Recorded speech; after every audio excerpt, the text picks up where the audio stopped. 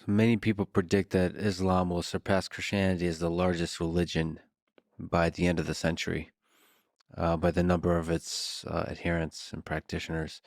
What responsibility does that place on people like you, who is a religious leader, who is somebody who teaches, who grows, who cares for the community, for the Muslim community, but actually for all people?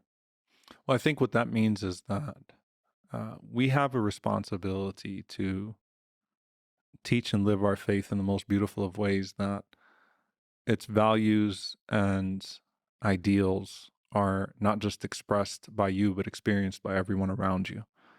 And so, what I often teach my community is that, look, if a Muslim's in the area, what are your neighbors experiencing of you?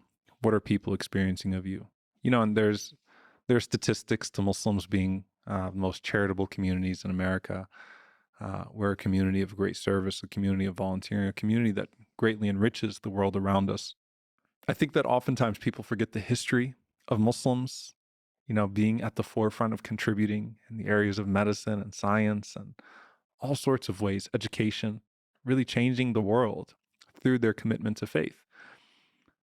But on a deeply personal level, you know, it's important for us to be representatives of the Prophet Muhammad, peace be upon him, in a way that makes Islamophobia impossible.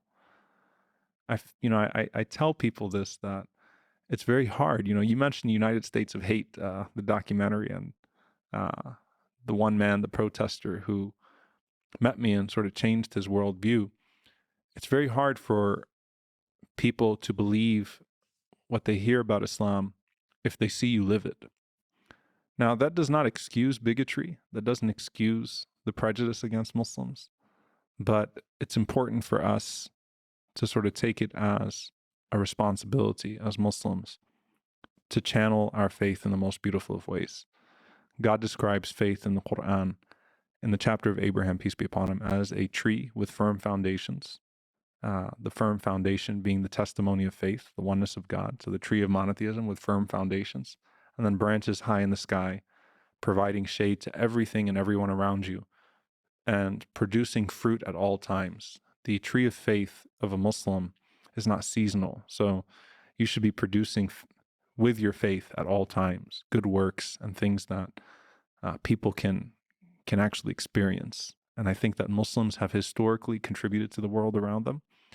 And I think that Muslims today are still contributing to the world around them. But I think that we can never do enough of holding ourselves accountable to the message that we hold dear to our hearts, and trying to be the best representatives of that message and of that messenger to the world around us.